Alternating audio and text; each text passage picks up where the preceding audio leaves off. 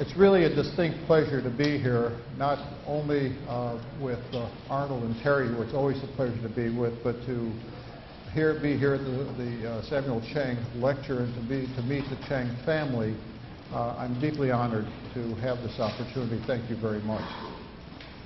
When asked about what subjects I would like to talk about, when Dr. Belker called me, I had a variety of subjects, and one that really has always piqued my interest is that which is going on with genetic engineering, because it had a lot to do with what I did most of my career in male reproduction and trying to help people have children.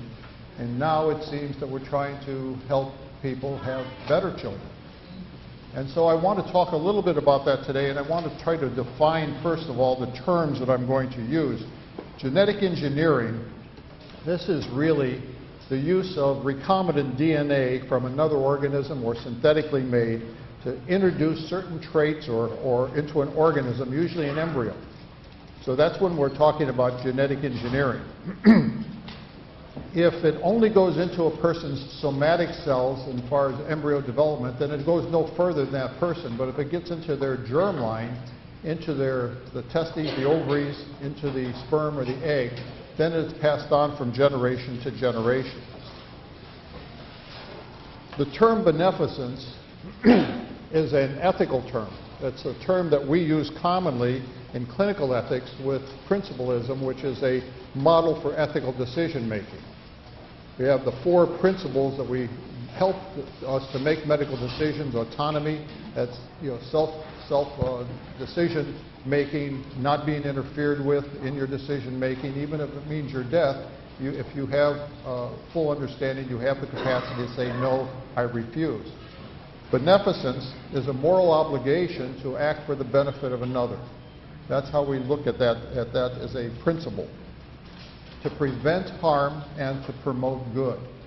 So that's what we'll call beneficence. Non-maleficence is to do no harm. That's oftentimes the first thing that we learn in medicine. When we came into the classroom, we had blackboards. There are no such things as blackboards anymore. There's only whiteboards and screens. But the words that were printed on there were primum non nocere, first do no harm.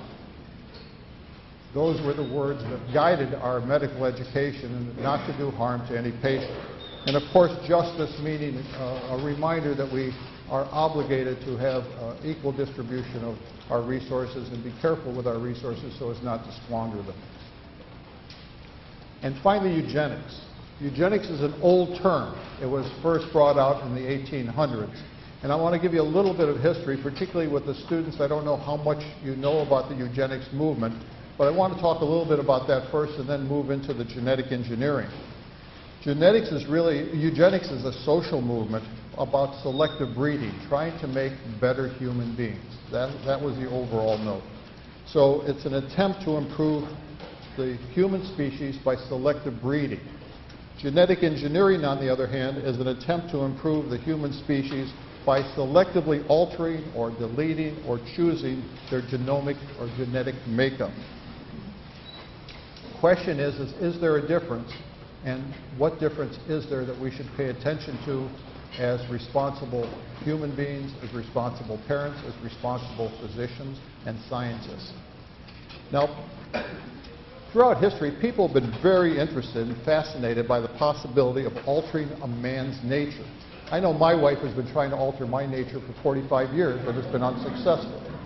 But even going back to the early 1800s, when Mary Shelley wrote Frankenstein in 1817, or Robert Louis Stevenson wrote about Dr. Jekyll and Mr. Hyde, they're interested in the personality shifts that could occur chemically or surgically or with electrical impulses.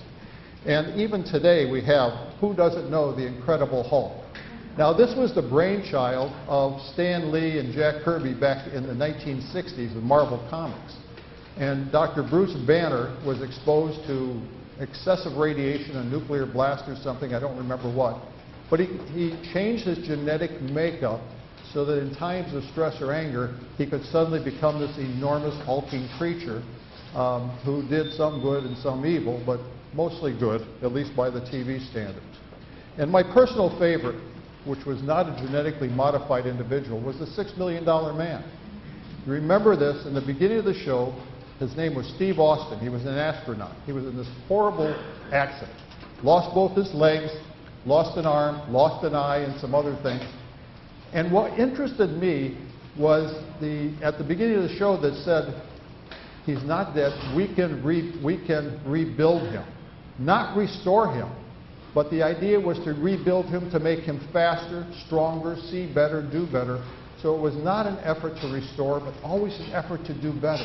Can we rebuild? And I think that's the question we're asking today with genetic engineering, is are we going to be rebuilding to create normality, or are we rebuilding to create a better person, a stronger person? And that's what I want to look at today. Now, the term eugenics, which I used before, was first coined by Sir Francis Galton, and that was in 1883. He was an Englishman, and he felt that his cousin, Charles Darwin, had written Origin of the Species, and in that he said, as natural selection works solely by and for the good of each being, all corporal and mental endowments will tend to progress towards perfection. Well, Galton took this to mean, well, we're all headed towards perfection. Why not push this a little bit by selective breeding? Let's get all the people that are my type, the educated, the wealthy, the privileged, and if we can get them to breed more, then those that are not as privileged will wither, and we will have a much better society. So he kind of distorted Darwin's concept of evolution, thinking that they could hasten evolution. So he created this positive and negative eugenics. The positive eugenics were, as stated here, the families of good breeding would multiply, and those at the bottom of the social scale would wither. But he also wanted to limit fertility. He wanted to limit fertility of those who were considered unfit.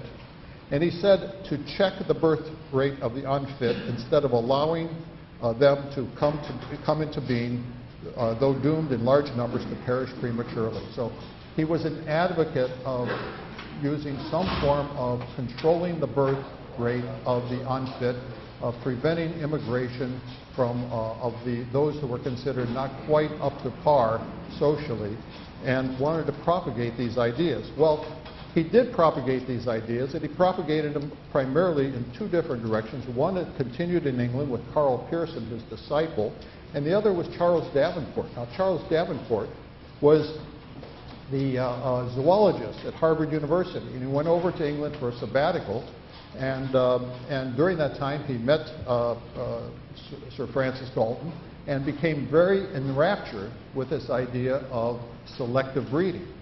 And he wanted to bring it back to the United States, and he did bring it back, and he also brought back somewhat of a fear factor. At that time in the United States, this is the early 1900s, late 1800s, wealth in the U.S. was controlled by a select group. It was primarily those of English, Swiss, German, and Dutch ancestry. And there was a huge, if you can see on the right-hand side, this huge influx in the middle of immigration. This is all legal immigration at this time, but tremendous immigration to the United States because of a lot of poverty in Europe and the Middle East. People were starving, and they came over in huge numbers. But he thought that those people were not the appropriate people that you would want to see selective breeding. And he was supported by very wealthy backers. In fact, when he developed the Eugenics Record Office, the home of the Eugenics Record Office was actually a former home of E.H. Harriman, who was the founder of the Union Pacific Railroad. His wife was a huge benefactor in the eugenics movement. He also received support from the Carnegie Foundation and from the Rockefeller Foundation, the Carnegie Institute and Rockefeller Foundation. So he had all of this wealth behind him, so money was not an object. And he particularly did not want to see Irish, Italians, Africans, Asians. Jews and Catholics bothered him the most because they had the most children. And so he was bothered by the fact that if you had a lot of Jewish people and a lot of Catholics involved in the immigrant society, that they would overwhelm those of better means with all their children, and for goodness sakes, there might be some intermarriage. And he stated the population of the United States, this is what will happen if we allow all this to happen. The population of the United States will, on account of great influx of blood, from southeastern Europe rapidly become darker in pigmentation, smaller in stature, were given to crimes of larceny, kidnapping, assault, murder, rape, and sexual immorality. And the ratio of insanity in the population will rapidly increase. He actually sold this to people. He sold it to the Rockefeller Foundation, the Carnegie Institute. They were believers. They drank the Kool-Aid and continued to support him. He would send out workers to take, to look at different types of people, primarily the less fortunate, and to understand what their pedigree was. And if one of them said, oh yeah, I remember my uncle, he was an alcoholic, or so-and-so was a misfit, or he was crazy, you know, Aunt Jane was crazy, they would mark this down and create these artificial pedigrees that would show that there was an inherent insanity and feeble-mindedness, and alcoholism and pauperism were all inherited. And so we had to stop this influx of this type of people. So this is what he postulated and propagated. He was helped with this by Harry Laughlin. Harry Laughlin was actually the director of his eugenics record office. And Harry Laughlin was convinced that the only way you could do this fast was to sterilize people, coercively sterilize the unfit, in order to get the fit, or the selected groups, to multiply and to become greater. He said there's every reason to believe that great benefit would accrue to the natural hereditary qualities of future generations from laws providing for eugenical sterilization of certain degeneratives and defectives. Now, what happened then is they created this two-tiered system. They had these inter-family fairs where people would come in and they would talk about their family background. They'd get their heads measured, their IQs measured, and if they were of the right type, they were given trophies and medals like you see below. On the other hand, they had the unfit, the uneducated, and while they were not defective in any way, they were classified as being defective, and their pedigrees were those of someone who was insane or feeble-minded, and they were not allowed in this special society. Now, it wasn't just Harry Laughlin and Davenport that were propagating this. This was propagated throughout the whole country. And in fact, as you see here, Theodore Roosevelt, the 26th President of the United States, stated flat out, someday we will realize that the prime duty, the inescapable duty of good citizens of the right type is to leave his or her blood type behind him in the world, and that we have no business to permit the perpetuation of citizens of the wrong type. This is the President of the United States. Now, he wasn't the only one.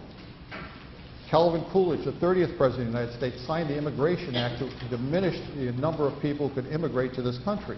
America must be kept American. Biologic laws show that Nordics, his type, deteriorate when mixed with other races. So there were racists. They were racist. But the President of the United States said this. It must be right. It didn't stay just in the United States. It went elsewhere. This was another quote. It says, the demand for that defective people be prevented from propagating equally defective offspring is a demand of the clearest reason, and if systematically executed, represents the most humane act of mankind. Any of the students know who said this? I heard. Okay. Well, you're absolutely right. Adolf Hitler said this. Adolf Hitler said this in Mein Kampf in 1925. And because he gained a lot of insight from what was happening in the United States. Only he carried it to the extreme. It was eugenics at its most malignant. And what had happened, he and his henchmen created the sterilization laws of 1933, the Nuremberg laws of 1935, the euthanasia program in 1939. Now, the sterilization laws, they forcibly sterilized over 400,000 people that they thought were defective. These were people who had congenital deafness or blindness, who they considered feeble-minded, people of mixed race. They sterilized. So it was not just a specific portion or people who would understand what was going on. These were forcibly sterilized. Also, with the Nuremberg laws, of course, were the laws that prevented Jews from marrying non-Jews. So it limited that racial interaction. And the euthanasia program, they euthanized over 70,000 individuals who they considered to be, quote, incurable, or were in hospitals, and they didn't have room for their soldiers, so they just euthanized them. And these were physicians that were doing this. And finally, the final solution, which to me is the greatest euphemism for the Holocaust, where over 6 million Jews died. It's interesting to note that when these doctors were brought up on charges of crimes against humanity in 1945 at the Nuremberg trial, you know what one of their defenses was? We didn't do anything different than they did in the United States. They did these acts in the United States. They sterilized people forcibly. And so we were just following orders, and we were following the lead of the United States. Of course, most of them, or many of them, were punished severely or put to death for what they had done. But in truth of fact, the sterilization laws in Germany were modeled after the sterilization laws suggested by Harry Laughlin. And he actually received an honorary degree at the University of Heidelberg. So negative eugenics in the United States took a huge toll on the people of the United States. In 1920, there were 27 states which agreed to sterilization, and they sterilized over 63,000 people, 1/3 of them being in California. Now, knowing some California, I could understand that, but it was still wrong. Castration was carried out on criminals, and even the Supreme Court got involved in this. And you know, the most famous Supreme Court was Buck versus Bell, and this was Carrie Buck and her mother Emma, who were confined to a Virginia state colony for epileptics and feeble-minded. And Carrie was pregnant, and they thought that she was not only feeble-minded, but that she was, not really a good citizen. She was loose. She was a prostitute. She had actually been raped by her cousin.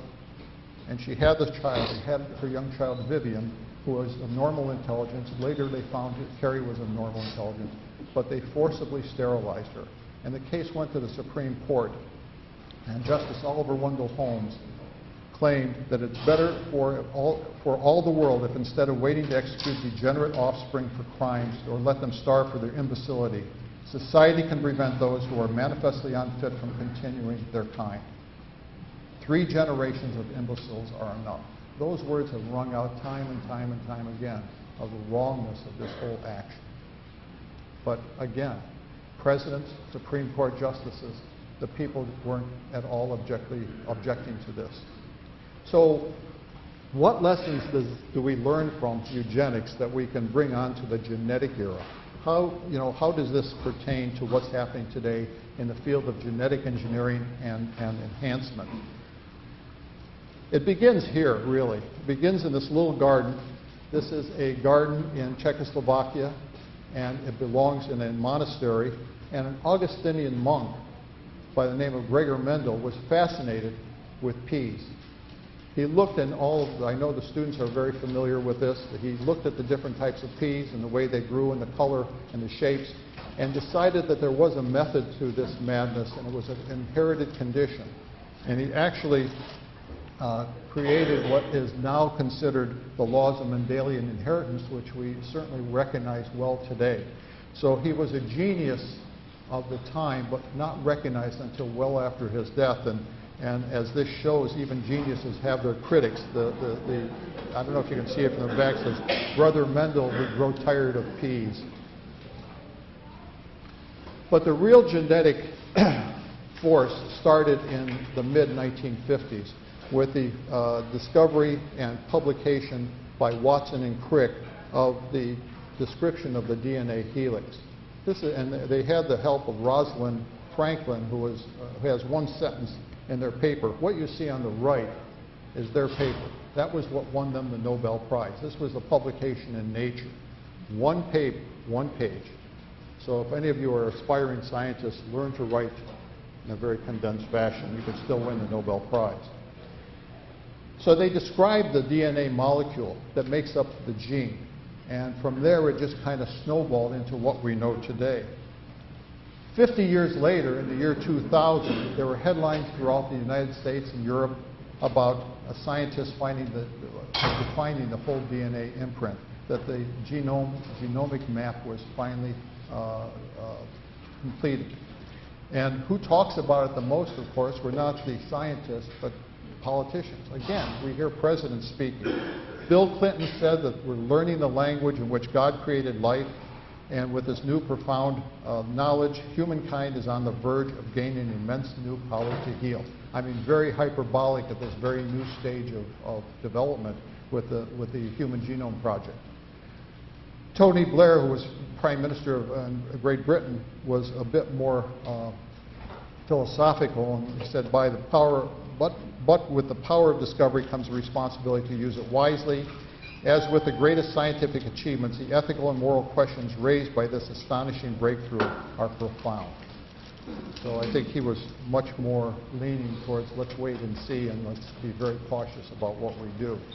But Clinton, in his usual, way, would spout out these terms and says the wonder of God's most divine and sacred gift. He would just say that these were just fabulous things that were happening today.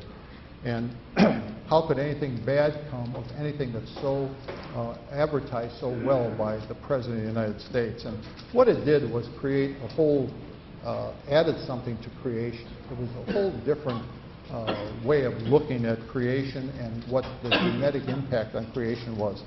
And it was the assumption, and perhaps an arrogant one, that man could somehow modify creation. And what it did was kind of put the genetic code right into the act of creation. And the spin on it was, look, this is not so bad. Even though we're creating new types of human beings, they'll be better, they'll be healthier, and so we ought to accept that. And accept that we did. People just said, hey, this is a great thing. In fact, the two scientists who were primarily responsible were Craig Venter and Francis Collins. Craig Venter has his own corporation, the Solaric Genomics Institute. It's a private enterprise. And of course, Francis Collins was the head of the NIH Human Genome Project. And they just, they discovered this and worked together, and there were multiple other laboratories in the world who worked together to create this Human Genome Project and to finally finalize, to identify these 3 billion base pairs that make up our human genome, all the DNA, all the genes within our bodies, and how they, and we're just beginning to learn how they work. But patients, when patients were asked, well, what does this mean to you? I mean, we all know that scientists can make a living off the Human Genome Project for a century to come. What does it mean to patients? When patients were asked, and Sandra Sabatini, who is a professor of medicine in Texas, polled her patients. She said, what does this Human Genome Project mean? They said, well, you can cure diabetes and cancer. We can prevent renal failure. We can prevent heart disease. We can prevent birth defects. They had these very, very wonderful things that could possibly happen as a Human Genome Project. Avoid osteoporosis, hypertension, prolong life. But the scientists had a little bit different idea. James Watson, one of the founders of the DNA that I mentioned before, said, if we could make better humans, I mean if we could make better human beings by knowing how to add genes, why shouldn't we do it? So it wasn't a matter of taking away some of the diseases that might be responsible, but it was adding and making better human beings. Again, the Steve Austin, we can make them better, we can make them faster, we can make them stronger. Others took up the same flag and waved it. This is one, Dr. Lee Silver. Dr. Lee Silver is at Princeton University, is a molecular biologist, and he envisions the future as having a gen-rich, genetically enriched core group of people, about 10% of the population, and they carry these genetic synthetic genes, and they are the modern day aristocrats. And then you have your naturals, the non-enhanced people, who do the work for the genetically enriched. And so there are two classes of human beings, he said, entirely separate species with no ability to crossbreed and with as much romantic interest in each other as a current human would have for a chimpanzee. Doesn't that make you just can't wait for the future? So we've taken it from Mendel's simple P experiments, to Mendelian inheritance, to the DNA, to the Human Genome Project, and what have we created, or what are we trying to create? We're at risk to create a have and a have-not society, the genetically enriched, the genetically unenriched. And this is the same thing that happened before with the eugenics. So I think we have to be very cautious in this respect. Anyone know who this little girl is? This is Louise Brown. Louise Brown is the first IVF baby ever born. She was born on July 25th, 1978, as a result of in vitro fertilization, the first successful in vitro fertilization. And when this happened, people just went nuts. I mean, you had an infertility group, small group, that said, hey, this could possibly help us. But you had a large group of people saying, this is wrong. We shouldn't be doing this type of work. This is wrong. This is not the way children should be conceived. Because when they started talking about it, they started talking about it as test tube babies. And this is the way the public visualized this, as babies being born in test tubes. And they could see visions of some fictional stories where this would be the only way babies were born. Nothing compared to the roar that came after the birth of Dolly, who was a cloned sheep. She is the first cloned sheep. So when Ian Wilmot in Scotland first announced this, everyone said, oh, the next thing they're going to do is try to clone humans. And so they put a moratorium on the cloning of human beings. I mean, it was rightful to stop and say, let's think about what we're doing. You can clone animals, you can try to learn, but let's hold off on trying to, because the technology is there, that it may make it possible to clone human beings. But genetic engineering doesn't get that roar or that furor, because when people think of genetic engineering, they think about ways of making people better. This is the way that we as a public can conceptualize this. We can get rid of some lethal diseases, Tay-Sachs disease, sickle cell, Huntington's. These are diseases that kill people. We know they kill people, and they're genetic diseases. They're inherited diseases.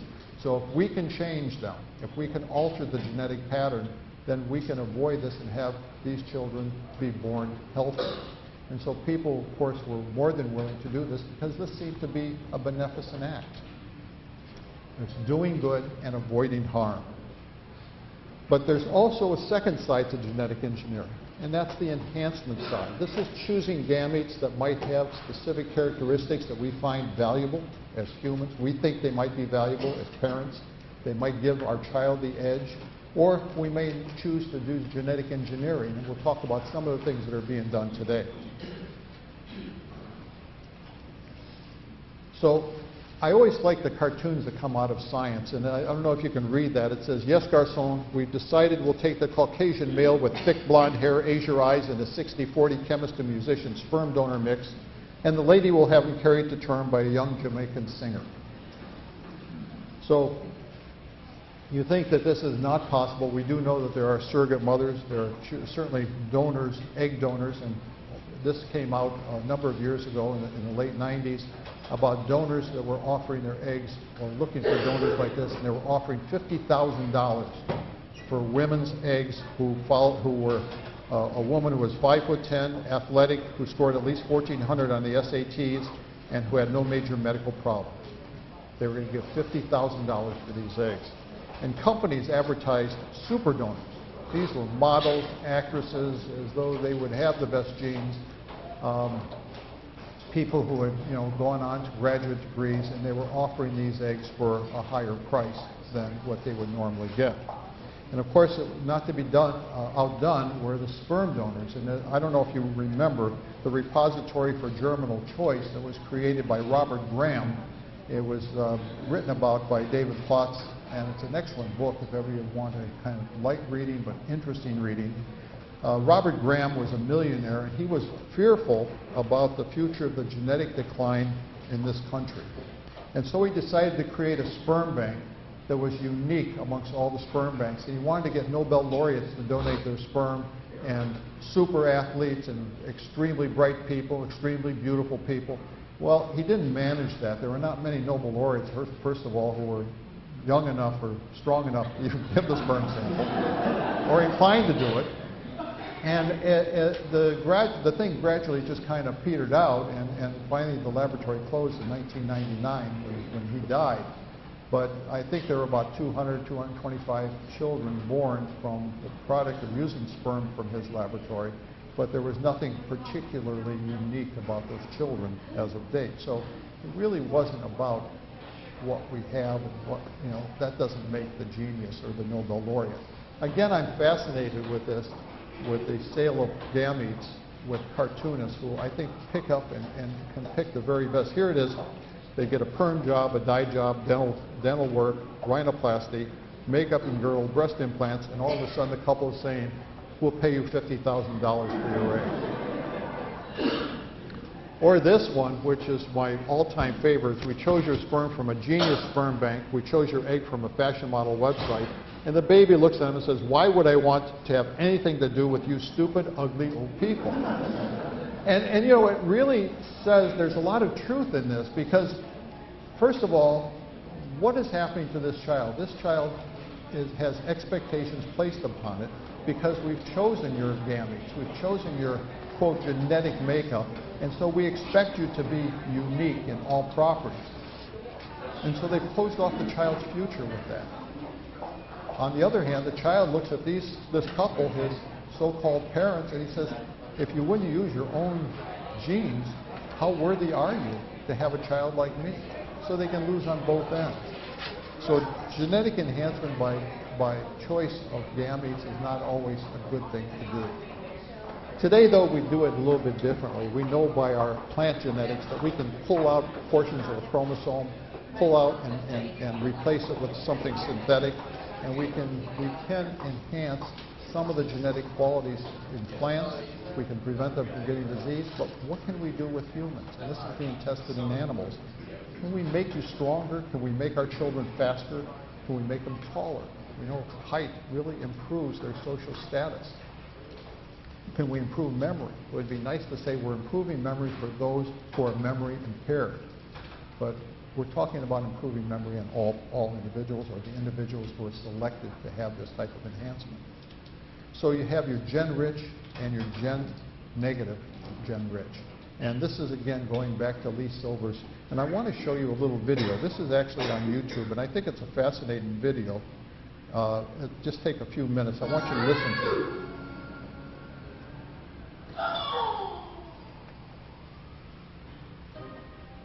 Bit by bit, the human genome is giving up its secrets. Turn the lights down. If we can find out what our genes do, then we could put that information to work to create the perfect child. A man or woman that want to have a child will walk into a fertility clinic, and the doctors will take 100 to 200 eggs out of the woman. They'll be fertilized with the man's sperm, and then they'll do a genetic profile of all 200 embryos and choose the embryo that has the combination of genes from the two parents want to see in their child. That's where they'll start. But as we learn more about our genes, there's a chance that some parents will go beyond choosing embryos for health and select them for more trivial reasons. I have no doubt that in the future, people are going to want to use this technology for uses that go beyond medicine, for uses that are cosmetic, for things like eye color and height, and other things that are on the border of medicine, like longevity. I have no question in my mind this technology is going to be used to provide people with these kinds of genetic choices in their children. Even if some parents and their doctors were willing to use PGD to make designer children, the technique is limited in a crucial way.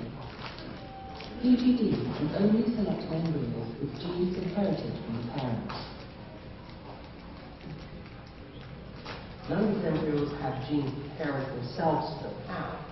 And so if the parents want their children to be very tall or to have a particular talent that's not present in their heritage, then they're not going to be able to get it just by choosing among their embryos. But they will be able to get it by adding genes into the embryos. One day, parents may be able to pick any gene they desire from a range of bottled genes and have it put into their embryos. It's strictly against the law to do this in humans, and yet scientists have been quietly perfecting the art of adding genes into embryos for years. In animals.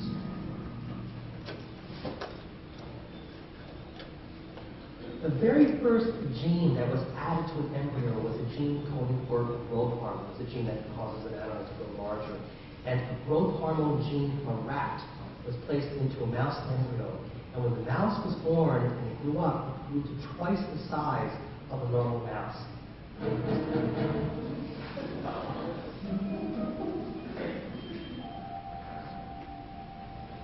This had a horrifying, incredible effect on society at large. And this was the first instance of genetic engineering actually occurring in an animal.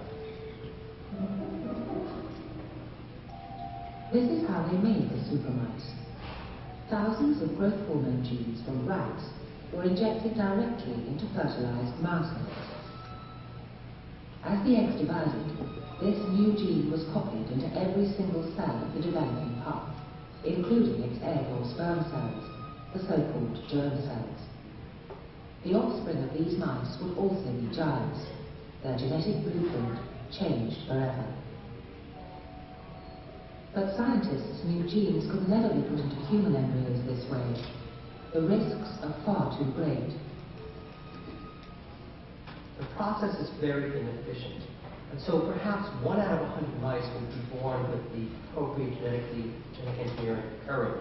And so I can breed 100 mice, take the 1 mouse out of 100 that has the correct gene change, and get rid of the other 99 mice. You can't do that with human babies. And so as long as the efficiency was so poor, it wasn't conceivable to do this with humans. Compared to normal chromosomes seen here in blue, the artificial chromosome was tiny. A speck of pink amongst the blue giants.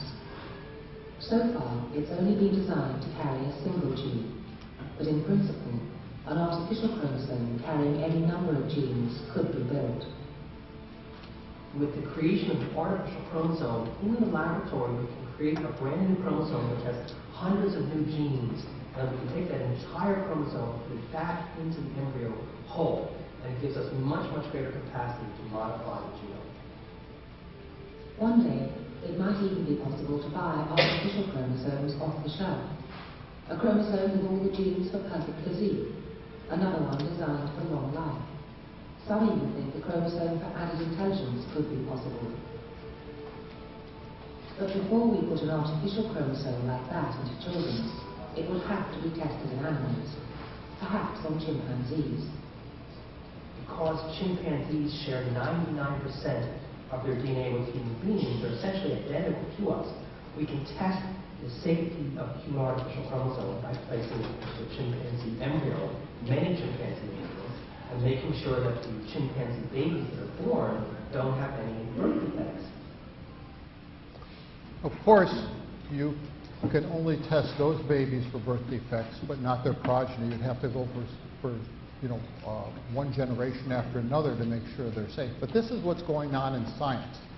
And Dr. Silver has written a book called Remaking Eden, which is a fascinating account of some of the things that are going on and that could go on. And I think, what does this tell us to do? What is it? We always ask the question in ethics, it's not what can we do, but what should we do? And I think the real question is this some sort of, are we subtly coercing parents, or will we subtly coerce parents into choosing this genetic enhancement for certain qualities that aren't necessarily making a better human being, but might make a better one single quality of that human being? And is this going to put us again into the maelstrom of the eugenics movement? Are we ever satisfied with the way we're born genetically? Now, obviously, those who carry genes that carry a certain disease or lethal disease shouldn't be satisfied, and we should be working to improve upon that. But what about those that have normal genetic makeups and are otherwise normal human beings, where we always want to make them super athletes or superhuman beings using some DNA recombinant technology?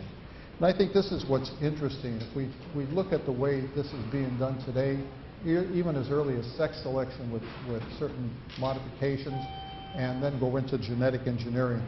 When we talk about sex selection, we talk about choosing one gender over another. Now, people talk about family balancing, about choosing, if we have 2 girls and we want a boy, this is just nothing more than family balance. But in truth of fact, when you think about it, what does it say? What is the value of that human being, of that specific gender? And does it devalue those others that are already born? And does it devalue the embryos that are wasted because they're not the right sex? So we can choose embryos by doing PGD, pre-implantation genetic diagnosis. We can pull a cell out, test it, see if it's a male or female, and then put the male or female back in as requested. But the others that are the opposite gender would be wasted. They would be destroyed. Subsequently, you can do this without doing PGD. You can separate out X and Y sperm that's not perfect. It's done by chromatography or by flow cytometry. And we can separate out with about a 91% chance of getting a female as a result of the insemination, or 76% with the male. So it's not perfect. But suppose the couple says, well, I want a male, and if they get fertilized, they have a female, then their only alternative is to continue on with that pregnancy and value that child, or to go out and have an interruption of that pregnancy and abortion. So it really puts the couple at great risk to make some choices that perhaps they're not ready to make, and it puts the child at risk for the values, and again, not opening the future to that child. We have a child, we had a patient come in to see me, wanted a male child, just absolutely wanted a male because I want someone to go hunting with me, play baseball. My daughters don't do this, and I just really want someone that will be my buddy. Well, suppose he had a child who was a male, and it turned out that he had no interest in anything but playing with dolls with his sister. And they try to force this child into doing the things the father wanted him to do. I mean, is it really fair to that child? Our expectations based on gender should not be what causes us to choose that particular gender. So I think these are some of the things we want to think about when we talk about sex selection. What about enhancement? Can anyone guess? Well, I guess if you don't have to. Who's genetically enhanced? They obviously aren't genetically enhanced because we don't do that. But the genetically enhanced really stand out. Now, I want to show you some of the experiments that are being done. The first thing I want to show you is talk about is Lance Armstrong. Now, I know there's been a lot in the news about Lance Armstrong. He's done a lot of good with the Lance Armstrong Foundation, and whether he did or did not use performance-enhancing drugs is not really the question. The question, the real statement is that he is a super athlete. And in fact, if you look at in the Olympics and you test them genetically, you'll find that about half of those extremely good athletes, particularly in the strength and endurance category, have a special genetic allele that's in them that normal people do not have, that makes them have a greater endurance and greater strength. Now, Lance Armstrong is said to have a heart which is 30% larger than normal. His resting heart rate is about 35. It can go up to over 200 in extreme exercise. He can consume 200% more oxygen than a normal individual, so he can rapidly get the lactate out of his system, and he has tremendous endurance. And this was tested well before he ever took, if he did take the performance-enhancing drugs. So what I'm saying is he has a certain inborn metabolism. Yes, an inborn genetic ability, but yes, he had to develop it. But he had it in him to begin with, as many of our great athletes do. So scientists are looking for this. What is it that gives them this great ability? And so we've developed what we term a super mouse. This is what they call the Schwarzenegger mouse. And a few years ago at Johns Hopkins, they discovered a gene called myostatin, and it's expressed only in striated muscle. The muscles we use for movement are, so it's not in the heart or the gut. And its presence dampens the production or the development of more muscle. So by deleting this gene, they can actually and replacing it with something that doesn't work, you can actually enhance the muscles. And if you see here on the right-hand side, those are the enhanced muscles of the mice.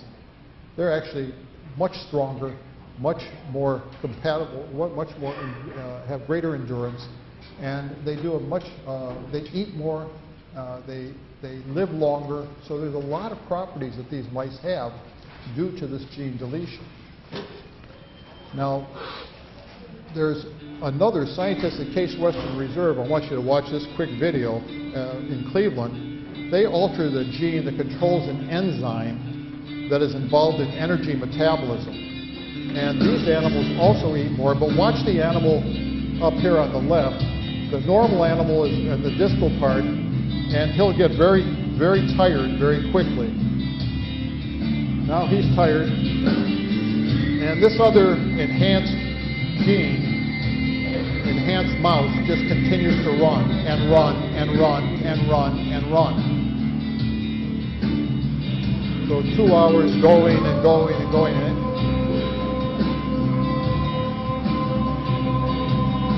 So he actually ran for over 3 hours continually without getting tired. And then once he rested a little bit, went back and ran some more. So the question comes up is, the old Army motto, be all that you can be, is that really what we're talking about when we talk about this genetic enhancement, or should it be all that we can make you? Because this is what we can potentially do if we continue on this vein of scientific inquiry. Anyone see anything wrong with using growth hormone, anabolic steroids, or genetic enhancement to make people stronger? We can make mice that glow in the, or cats that glow in the dark. We can make bigger cattle. These are Belgian bulls. These are occurring through natural breeding, but we can actually enhance the musculature to create more food for more people and less ground space. So we're doing something for human beings. But bigger fish, feed more people, and you have to wonder, well, again, with the cartoonist, it says, what are you looking at? Because we can change the whole ecology picture by changing the genetic pattern of some of the animals that we are dealing with. And I oftentimes wonder what Dalton would think if he knew what was going on in present-day genetics, whether he would say, wow, this is really great, this is exactly what I had in mind. We're pushing evolution forward. Anyone in the audience remember who this is? The year was 1961.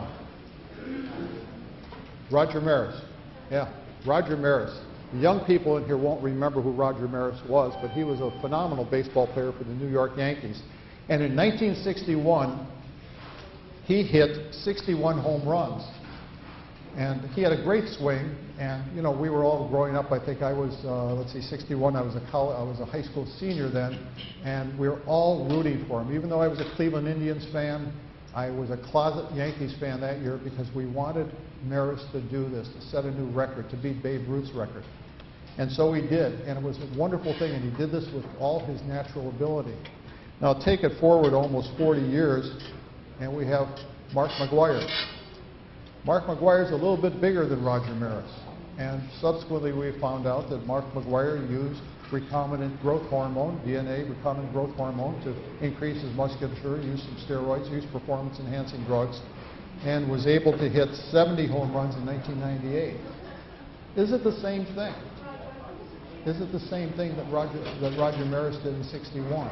Roger Maris did it on natural talent and desire, and I'm sure that Mark McGwire has a lot of natural talent and desire, but he also had some genetic help with the growth hormone, with anabolic steroids. So if we develop such a society, do we start having two teams? Do we have a team of enhanced and a team of non-enhanced? So in the enhanced team, we move the fences back 100 feet so that they have an equal chance of getting home runs or an unequal chance of getting home runs.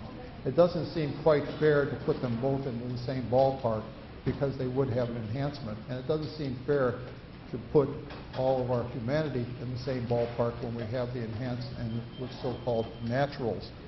And you have to wonder whether this is what's going to happen in the future. Of course, James Watson again, who said, when in an interview with Time magazine, he said, we used to believe that our destiny was in the stars. Now we know in large measure that our fate is in our genes.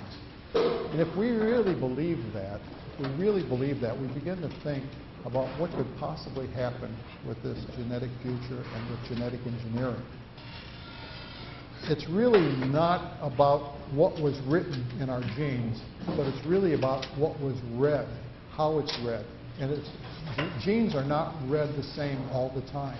So environment plays a role, chemicals play a role. So you might have a gene that may allow you to develop a lung cancer, but if you never smoke, that gene may never get turned on. The protein may never be made.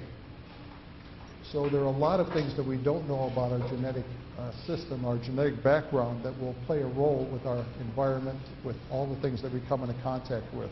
So the question is this some sort of genetic determination, and have the rich and the poor, those that are genetically enhanced, those that are not genetically enhanced? Or do we consider genetic racism? Are we going to develop a select group of people who are supposedly better than the rest of us? I don't think that no matter how many genes we try to adjust, we will ever create the genius of an Einstein or the intellectual curiosity of a Madame Curie, the peaceful nature and wisdom of a Gandhi, or the loving nature of a Mother Teresa, the artistic talent and perseverance of a Michelangelo or a Leonardo da Vinci. This is not a single gene deletion or addition. This is a multitude of things that occurs that brings the person together, that says this is a unique human being with unique talents, but he or she developed them on their own. So when we take these embryos, when we take a cell out, or we place a gene in and we delete the cells, what are we doing to humanity? Are we doing them a favor if we're not dealing with the disease? Do we devalue the worth of those who are not enhanced as we would devalue a gender that we don't want? Do we discard them as unfit? This gets back to what the Nazis used to call Lebensunwertes Leben, life unworthy of life. That's how they got rid of the unfit. So we can't allow that to happen again. So when we think about this, when we think about embryo development, when we think about having to do this with embryos, what are we leaving out? So genetic engineering, a tool for beneficence, it certainly can be. I think it's a tool for beneficence if we use it for all people, if we know that it's safe, if we use it to correct imperfect genetic backgrounds to get rid of lethal diseases. I think that's our position as physicians, as healers. Genetic enhancement may have some place in society, may have limited places in society. We're going to have to determine that, but we have to be very cautious about how we use our genetic knowledge in doing this. Otherwise, we're going to get right back into the eugenic maelstrom. Finally, I want to end with a quote from Francis Fukuyama, who is a very noted political economist and scientist. He said, "It may be that we will eventually find biotechnology's consequences are completely and surprisingly benign, and that we were wrong to lose sleep over it. It may be that the technology that will in the end prove much less powerful than it seems today, or that people will be moderate or careful in their application of it. But one of the reasons I'm not quite so sanguine is that biotechnology, in contrast to many other scientific advances, mixes obvious benefits with subtle harms in one seamless package." I think there's a lot of wisdom in that statement to think about and recognize that with these advancements, we really need to be careful on what we're doing, and think about the words of Tony Blair when he said, "With the power of discovery comes the responsibility to use it wisely." I think we have to use it wisely and use our resources to continue to do what's good for people and not necessarily harm them or the others who don't receive it.